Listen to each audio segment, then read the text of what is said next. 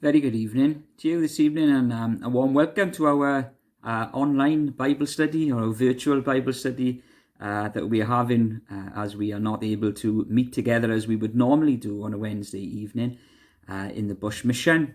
And so we're doing it online, we're doing it on YouTube or Facebook or whatever it is that you are watching this. We are going to continue looking at Mark chapter 12 this evening, which we have been doing. In fact, not Mark chapter 12. We finished Mark chapter 12 last Wednesday. And so as promised, we're going to start Mark chapter 13 this evening. And we're going to look there to see what the Lord is teaching us and saying to us in those opening verses. So I'd like you to turn with me this evening, if you have your Bibles, to Mark chapter 13. And I just want to read the first two verses of the chapter together and have a look at those verses in the moments that we have here this evening. Mark chapter 13 and verses 1 and 2. They say this: As Jesus was leaving the temple, one of his disciples said to him, "Look, teacher, what massive stones, what magnificent buildings." "Do you see all these great buildings?" replied Jesus. "Not one stone here will be left on another. Every one will be thrown down." Those early verses of Mark chapter 13 are what we are looking at this evening, and a conversation that Jesus has with one of his disciples just as they are leaving the temple. About 5 or 6 years ago, Janine and I went on a trip to London that we had as a Christmas present. And we caught the bus in Cardiff and off we went to London. Now, I'm a Valley boy and she's a Valley girl, and we've never really been anywhere in our lives. And all of a sudden, us two found ourselves in one of the biggest cities in the world. And we got off the bus and it was overwhelming. And we had a great 2 or 3 days there. And we spent all of our time saying, "Look at this. And look at that. Look at Buckingham Palace over here and look how wonderful it is. Look at Big Ben over there and how huge it is. Look at the Thames and how wonderful it is." And we spent 3 days looking at the wonderful sights and being overwhelmed by them and being so impressed at the size and the beauty and the stature of things in London, how different it was to being in Ystrad. And that's what this story reminds me of, or these two verses remind me of this evening. You have the disciples, and they are the equivalent, I suppose, of Valley boys. They are from the backwater of Galilee, most of them, where nothing happens if we listen to the song. And it's a humble place, a fishing village, and there's nothing great, and there's nothing huge, and there's nothing particularly beautiful there or of any great significance there. And these ordinary people have travelled down to Jerusalem, and an awful lot has gone on, as we've seen in Mark chapter 12. But this story is about them saying to Jesus, "Look at this and look at that. Look at the temple. Look how wonderful it is and beautiful it is and glorious it is." Because this group of people, humble men, were in Jerusalem, and the city was impressing them.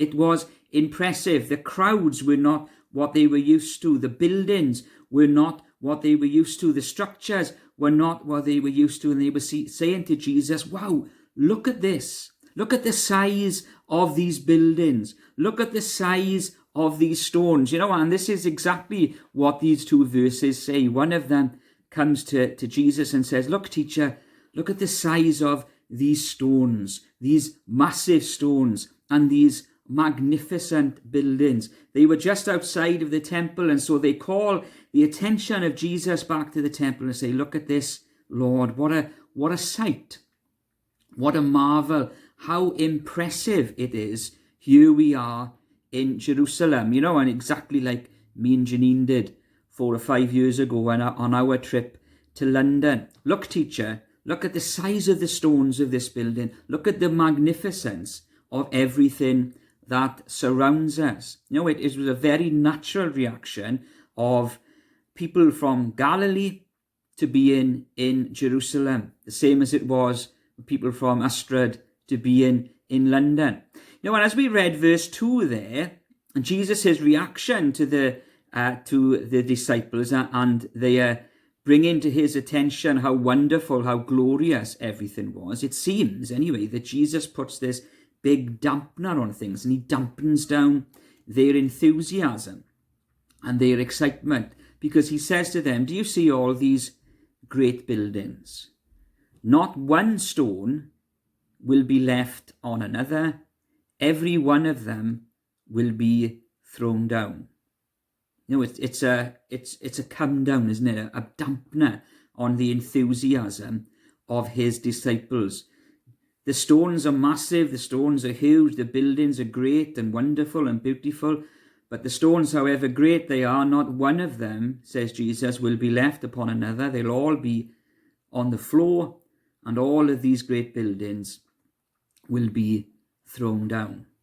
You know, we know that looking at the history books that Jesus is exactly right in everything he says. In AD 70, we know from looking at history, which is less than 40 years after Jesus has this conversation with this disciple, Rome loses its patience with Israel.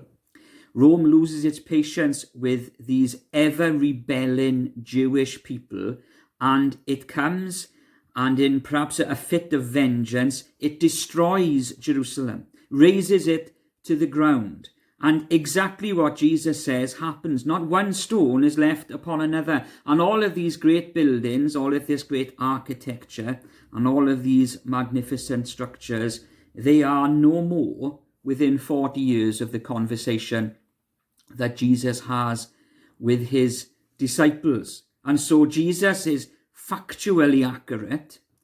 But this evening I want to look, and we, I suppose, as we are reading the Bible and studying the Bible this evening, we want to look at and find out the reasons behind what Jesus was saying. He wasn't just giving them information for information's sake. He was telling them something, sharing something with them, saying something to these disciples all these years ago, and saying something to you and me this evening. That's the point of Bible study, not just what it would mean to the disciples all those years ago, but it has something to say to you and me, a message, a lesson to teach you and me this evening. So why did Jesus say these things to his disciples at this time? Why is he telling them that these stones, no matter how big they are in a short time not going to be on top of each other anymore, but lying on the floor? Why is he saying that these great buildings will all be cast down to the ground? You know, to me, as I've read it and thought about it this week, Jesus is teaching us a lesson here, I think, and teaching his disciples a lesson about the importance of where we would find our strength, where we would find our grounding, and where we would put our trust, and where we would put our faith. You know, for a Jew, and the disciples exactly the same, it would have been in Jerusalem. They would have found their strength, they would have found the basis of their faith and the basis of their trust in Jerusalem. You know, for a Jew, for an Israelite, then tales of the temple would have been a regular thing from the time they grew up. And these men, it's obvious as we read these passages in Mark and Matthew and Luke and John too, they were excited about being in Jerusalem because they'd heard of it. They'd been there before, yes, but they were excited to go back because they had grown up on the impressive nature of Jerusalem. Their parents would have said, the temple. Wait till you see the temple. Oh, you'll be so impressed with the temple, the size of the stones, the beauty of the structure. And for these Israelite people, they were impressed with being in Jerusalem. They had heard about it for so long, and now they were here. Now they were in Jerusalem. Now they were close up to the temple that they had heard so much about, and they were impressed by its nature, by its structure. Look how big it is, they said to each other. Look how impressive it is. Look how strong it is. But Jesus gives them this lesson on this occasion, and he warns them that even the biggest things and even the most impressive things, even the strongest things that we can look at with our eyes can only ever be temporary in nature. Jesus saying, look, I know how big the stones are, and I know how magnificent the building is, but this is going to pass away. It's going to be no more. In 40 years, it doesn't matter how big these stones are, because they're all going to be over the floor.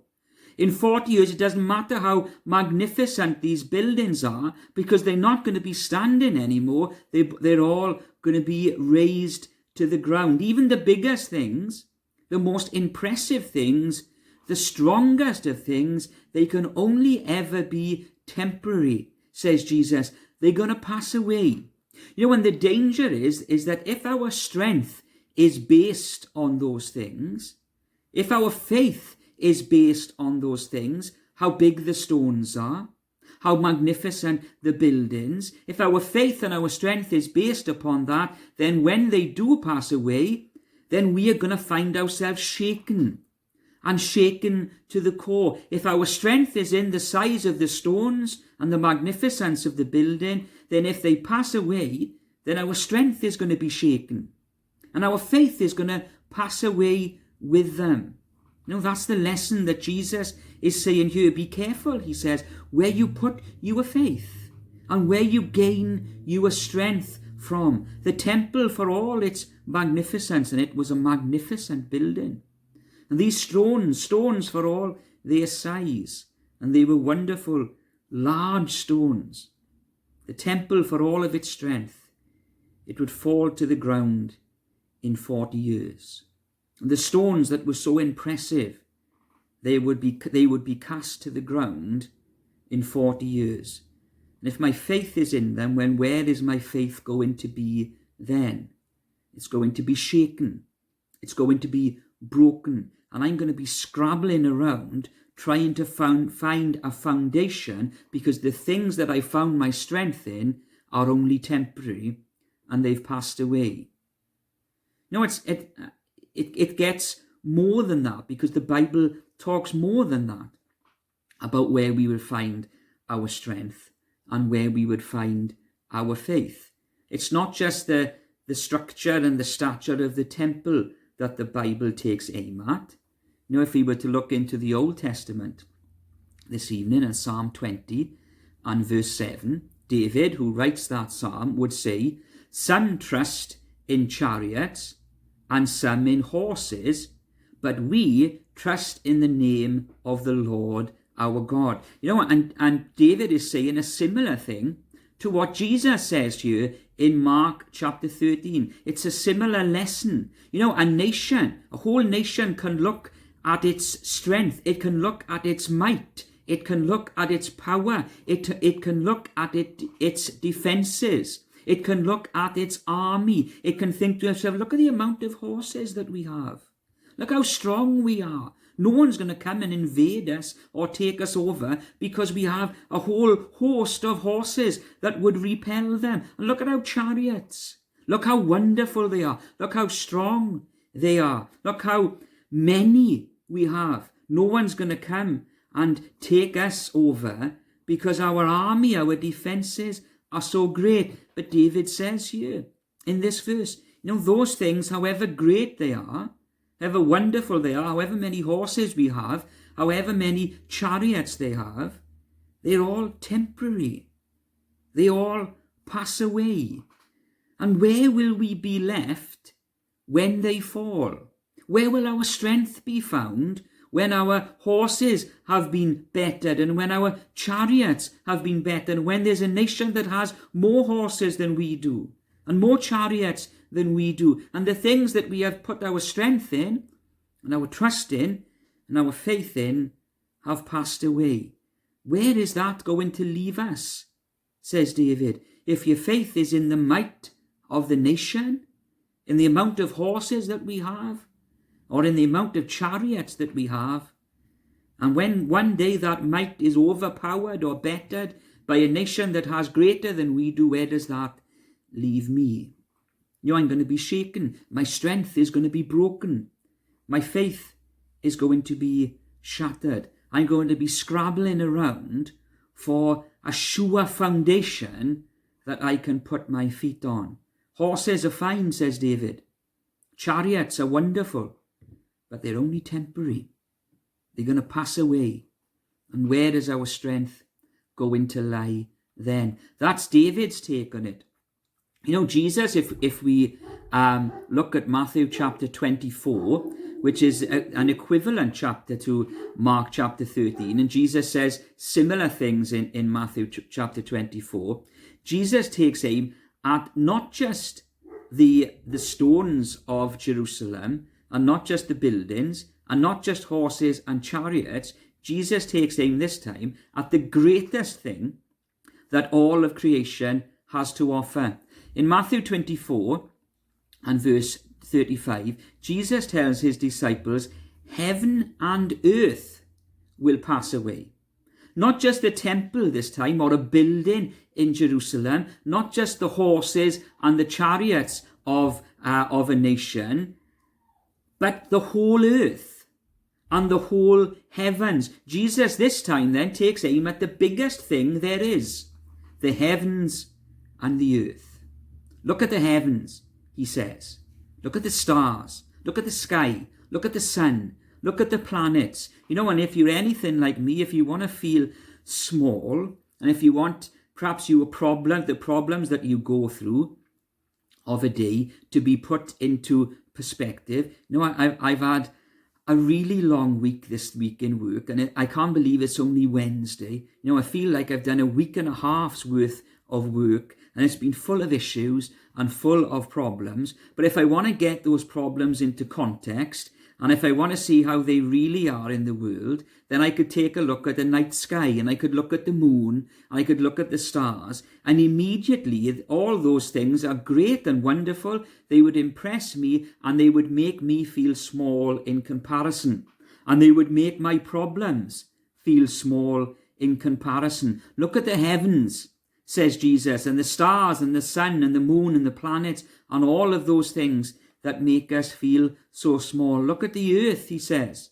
Look at its oceans and its mountains and its deserts and all the wonders that we see in the world. Look at the heavens, look at the earth, you know, and we could think of all that strength that is there this evening, all that might, all that power that we see in the heavens and in the earth. But Jesus says here in Matthew 24, it's temporary. It's passing away. There will come a day, he says, when it will be gone, when it will be finished. It's passing away. You know, we hear so much about that, don't we? About the earth passing away. You know, there are scientists who would tell us that over and over again. There are protesters who would protest against that over and over again. People all over the world terrified about that exact thing. The heavens and the earth wearing out. Yet Jesus tells us that 2,000 years ago. The Bible is extremely clear on that. The earth is not a permanent structure. The heavens are not there permanently. They are wearing out. They are wearing out. You know, and the lesson is clear in what Jesus says when he says to his disciples, heaven and earth will pass away. The lesson is clear. Don't put your faith in the heavens.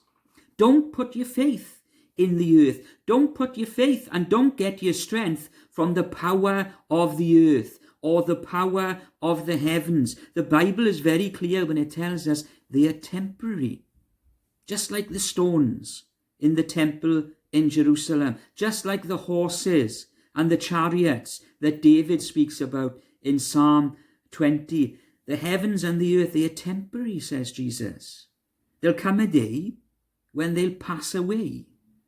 And if your strength is in them, and if your faith is in them, and if your trust is in them, then where will that leave you? It'll leave you shaken. It'll leave you broken. It'll leave you scrabbling about to try and find something to put your feet on and a sure foundation. Heaven and earth, says Jesus, will pass away. And so there are these lessons from the Bible, and they are found in Mark chapter 13 as well. A warning not to put your faith in these temporary things, in these things that are here today and look so impressive and look so wonderful, but there's no guarantee that they'll be there tomorrow. And in fact, there is a guarantee that there'll come a day when they'll be gone, when their usefulness will be gone and they'll be finished. Don't put your strength, or don't find your strength, says Jesus, in those things, or your faith or your trust in those things, because they are passing away. A statement that Jesus makes 2,000 years ago, a lesson that he teaches his disciples. But as we said at the beginning of our time here this evening, it has a relevance to you and me too. Bible study has that. It's an essential part of looking at the Bible, not to look at the Bible for information only, but to apply it to you and me, and to let it speak to you and me in our situation, in our day and age here, and in our communities. And so a statement that is made by Jesus 2,000 years ago, but it has a relevance to you and me here this evening. This week has been a challenging week. I think certainly has for me, and I'm sure that you'll agree with me. It has for all of us. It has for you and me too, for all of us too. 6 months ago, in February and March, we watched the news, and there was talk of a new and a dangerous virus that was circulating. And as the weeks went on, we became more and more nervous as a nation and as individuals too. And we looked to France, and we looked to Spain, and we looked to Italy for evidence of what this new virus could do. And when we did that, it caused us anxiety and stress and fear. As the weeks went on, we watched statements from our Prime Minister. And for us here in Wales, we watched statements from our First Minister, and they told us of the dangers that were apparent with this new virus and the restrictions that would become part of our lives for the next 12 weeks. And then we as a community, we as a nation, United Kingdom, we endured a lockdown and all that brought. And then things got better. And then little by little that lockdown was lifted and cases dropped, and then restaurants began to reopen, and schools began to reopen, and football matches began to be played again, and everything seemed to be getting a lot easier and a lot better. Even churches reopened, as we know ourselves. And yet in recent days, in recent weeks, it seems that things have started to go in reverse. And once again, we find ourselves in a similar situation to the one we were in February, March. Because once again, we are looking at Spain and we are looking at France, and it's causing us anxiety and stress and fear. And once again, as we did last night, we are watching statements from our Prime Minister and our Chief Medical Officers and our First Minister. And once again, we have restrictions, and once again, we have lockdowns, and once again, we're a bit fearful about what the future is going to bring. We thought it was over and we thought things were going better, but there's a fear now that perhaps we spoke too soon, and perhaps we're going to go through another time of anxiety and fear. And it's easy to feel shaken, isn't it? And it's easy to feel that our foundation that we have built over these last couple of months is breaking apart, and we are scrambling to find something that's sure and that's safe once again. It's easy to feel shaken, particularly if our strength is in something that is passing away, particularly if our strength is in something that is temporary, particularly if our faith is in the strength of stones or horses or heaven or earth or governments or healthcare system. This week has been a challenge, and it's starting to make us feel a little bit shaken, particularly when our faith is in something that is passing away. That's not 2,000 years ago. That's right up to date with where we are. It's easy to feel shaken when what we hoped would happen doesn't seem to be happening.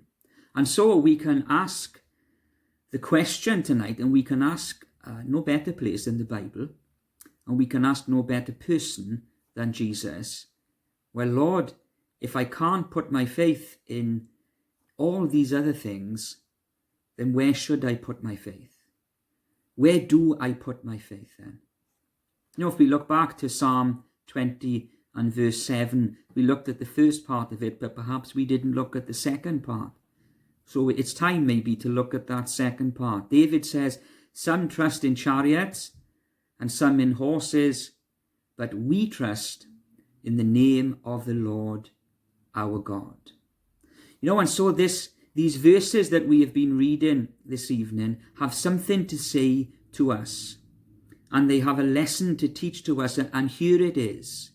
It's a direct and personal plea from God, from his word, and from his Son in Mark chapter 13, not just to his disciples, but to you and me, as we read them this evening. It's a plea not to put our trust and our faith, and not to gain our strength in things that will pass away, but rather to put our faith and our trust and gain our strength in him. Jesus, the man who is sitting with his disciples in Jerusalem on this afternoon, looking at the stones of the temple. Here is the lesson this evening. Put your faith in him. The man, not the stones, not the building, not the horses or the chariots or the heavens or the earth. Put your faith in this man.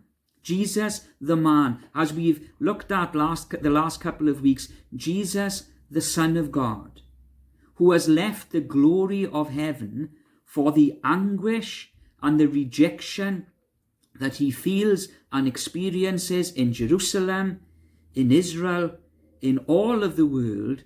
Jesus, who has come to suffer death on a cross outside the walls of this great city of Jerusalem, for this reason, to accomplish something for you and me that's going to last. To accomplish something for you and me that is going to be permanent in the midst of a world where everything else is temporary. To achieve something, to accomplish something whose benefits for you and me will never pass away, in the midst of a world where everything passes away. You know that the Bible is clear on that, and would shout loud on that for us this evening, that the benefits which Jesus has achieved for us through his death on the cross of Calvary will never pass away. No matter how much time elapses, the benefits of Calvary are everlasting. They will never pass away. They are permanent for you and me this evening. Romans would tell us this evening that his death, while we were yet sinners, would demonstrate his love for you and me. A love that Jeremiah would tell us is an everlasting love. It's not like other loves. It's not like my love or your love, which might be for a time, might be for a season, but the love of God demonstrated by the death of his Son on Calvary is an everlasting love. You know, it's a promise from God that it will never pass away. He loves us with a permanent love, an everlasting love, not just for today, not just for tomorrow, but for eternity. It'll never pass away, is his promise. Now the stones will pass away, and the buildings will pass away, and the earth will pass away. But when that happens, God will still love you and me, and the benefits of that love will still be felt by you and me through the death of his dear Son on the cross of Calvary. His love is an everlasting love, and so I can put my faith in it. this evening. I can put my trust in it. I can find my strength in it, because I know that whatever happens, it will still become, or it will still be a reality in my life. Romans and Jeremiah tell us that about the love of God. Hebrews would tell us that his death provides for us a salvation that is everlasting, a forgiveness and a mercy and a grace and a compassion that is not just for today, but lasts for an eternity, that is everlasting. It won't pass away, says the book of Hebrews. It's not temporary. It will never pass away. It's permanent. Now, the chariots are not permanent. They pass away, and the heavens will pass away. But if and when that happens, God's salvation, given to us through the death of his Son on the cross of Calvary, will remain a reality. It's a permanent feature in my life. And so I can put my faith in that. I can put my trust in that. I can put my hope in that. I can gain my strength from that, knowing that it is everlasting. It's a permanent part of my life. There will never come a day when it'll wear out. I don't know, as soon as I start to do these Bible studies, and it seems to be a queue for my dogs to start barking. But there they are. Hopefully they'll be quiet just for me to finish this last little part. I'm just on my last wrap up. You know what? A lesson from Jesus then. Don't put your trust, he says, in stones, however great they are, however big they are. Don't put your trust in buildings, however magnificent they are. Don't put your trust in horses or chariots or heaven or earth. They'll all pass away and they leave you shaken. Here is the advice from Jesus, the plea from Jesus, to put our trust and our faith in him, in his benefits, in what he has done on the cross of Calvary. Peter says these words in one of his epistles. Look, he says, and he's talking about God. Look, I am laying in Zion a chief cornerstone, chosen and precious, and whoever believes in him will not be put to shame. I'm going to read Psalm 46 for us this evening, just to close, because it says a lot about the lessons that I've looked at, the thoughts that I've looked at this evening from Mark chapter 13. Psalm 46, I'm going to read the whole of the psalm, it's quite short. It says, God is our refuge and our strength, a very present help in times of trouble. Therefore we will not fear, even though the earth be removed, and though the mountains be carried into the midst of the sea, though its waters roar and be troubled, though the mountains shake with its swelling. There is a river whose streams make glad the city of God, the holy place of the tabernacle of the Most High. God is in the midst of her, she shall not be moved. God shall help her just at the break of dawn. The nations raged, the kingdoms were moved. He uttered his voice, and the earth melted. The Lord of hosts is with us. The God of Jacob is our refuge. Come, behold the works of the Lord, who has made desolation in the earth. He makes wars to cease to the end of the earth. He breaks the bow and cuts the spear in two. He burns the chariot in fire. Be still and know that I am God. I will be exalted among the nations. I will be exalted in the earth. The Lord of hosts is with us. The God of Jacob is our refuge. Now, those are words full of hope and full of encouragement this evening. The Lord of hosts is with us, and his word would tell us that he's not going anywhere. His love is an eternal love.